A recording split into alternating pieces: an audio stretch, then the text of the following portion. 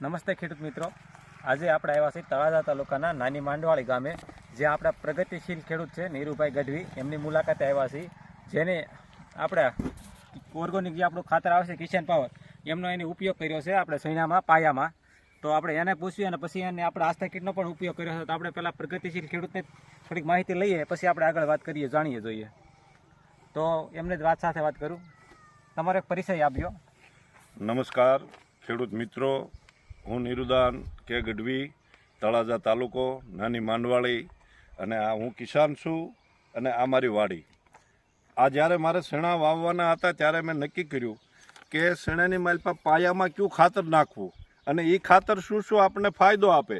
તો એ ખાતરની અંદર આપણે એક તો જમીનને હાનિકારક ન બને, જમીનને નુકસાન ન થાય, એટલે પાયામાં હું ભાવેશભાઈને મળ્યો અને કિસાન પાવર આ ખાતર જોઈ લો તમે. આ ખાતર મેં પાયામાં નાખ્યું અને આજ દી સુધી હજી આ શેણા મારા પાક ઉપર આવ્યા. જુઓ એનો ફાલ તમે જોઈ જુઓ, ફાલ જુઓ, એક ધારો ફાલ અને ગોઠણ સુધી શેણ્યા.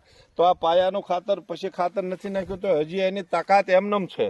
અને એ પાવર એટલું બધો ખાતરમાં છે કે શેણાને ઠેઠ સુધી મને એવું લાગે કે એ પાવર એમને ખાતરમાં રહેશે. અને ત્યાર પછી મેં એને પૂછ્યું, મેં કીધું ભાઈ ખાતરનું તો મને રિઝલ્ટ બહુ સારું મળ્યું અને ખરેખર આ જ ખાતર નખાય તો આપણી જમીન ફળદ્રુપ રહે અને જમીનની જે તાકાત હોય એ ઓછી થાય. અને હાઇબ્રિડ આપણે ખાતર જે ઉરિયા નાન તેને બધું વધારે વાપરીએ તો એનાથી આપણે જમીનમાં નુકસાન થાય અને મોલમાં પણ બરાબર ઉત્પાદન નથી આવતું. ત્યાર પછી મેં એને પૂછ્યું કે ભાઈ આ આસ્થા કીટ જે છે આ દવાથી કેવો ફાયદો થાય, અને એ દવા મેં એની પાસેથી મંગાવી અને એ દવા છાંટી. તો ખરેખર ખેતી બચાવવી હોય તો આ ખાતરનો ઉપયોગ કરવો પડે અને કરવો પડે. સરસ ગઢવી છે.